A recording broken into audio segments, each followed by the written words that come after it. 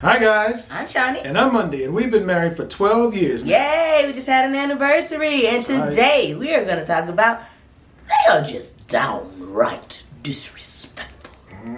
But before we get started, guys, don't forget to hit that notification bell, and don't forget to subscribe. Yes, indeed. I'm going to talk about the topic at hand right after this intro. That's all? Okay. I'll take it. I bet you will.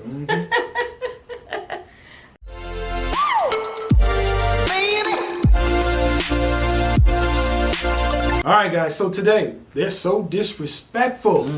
It's the topic at hand. Can that broken relationship be fixed? Now, disrespect can come in many different ways, right? In different forms. But today we're going to focus on the mental side and the emotional side. We're going to give you some examples of each and how to fix it. All right, guys, a perfect example of this is when your partner never apologizes for anything when they're wrong. Right? This is a form of mental disrespect. They'd rather bring up the past about old stuff that you did and never take responsibility for anything that they're doing. Right. All right, so how do we resolve it? I think one of the easiest things you can do is just to stay on topic. Don't let them take you off topic. That's going to be one of those techniques that they use to, divert the attention from you. And even if that means you saying, let's stay on topic, okay? Yep. Say those words. Let's stay on topic. We can discuss me after we get this current situation resolved. You were wrong in this situation, and are you going to apologize for it? Right. Okay, another form of mental disrespect is avoiding and postponing important conversations. Your partner avoids and postpones important conversations because they don't want to talk about it. True. Okay? No time is the right time for them. So what you are going to have to do is have them give you a specific date and time, okay? Because it must be talked about.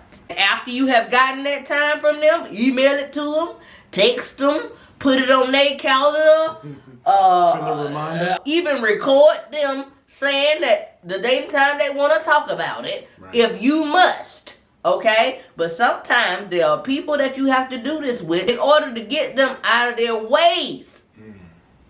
Because people are stuck. Sometimes people are stuck. And sometimes you gotta shake them.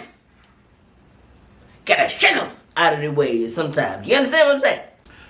Another form of mental disrespect is if they're always over talking you. They're always cutting you off. Always interrupting you from what you're saying.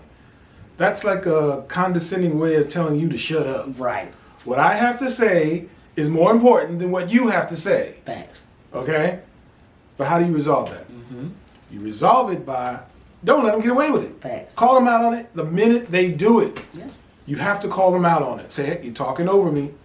I'm trying to get my point across, but you're talking over me. Yeah. So please don't interrupt me. Let me finish my point. Yeah.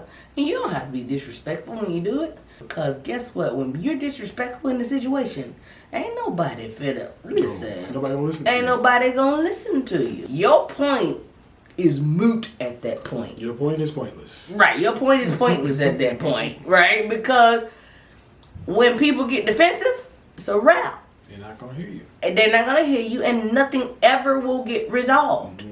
So when you say it, you can be firm, but not disrespectful. True. All right, coming up next, part 2. Yeah, it's gonna be a good one. Don't miss that, sucker, I'm telling you.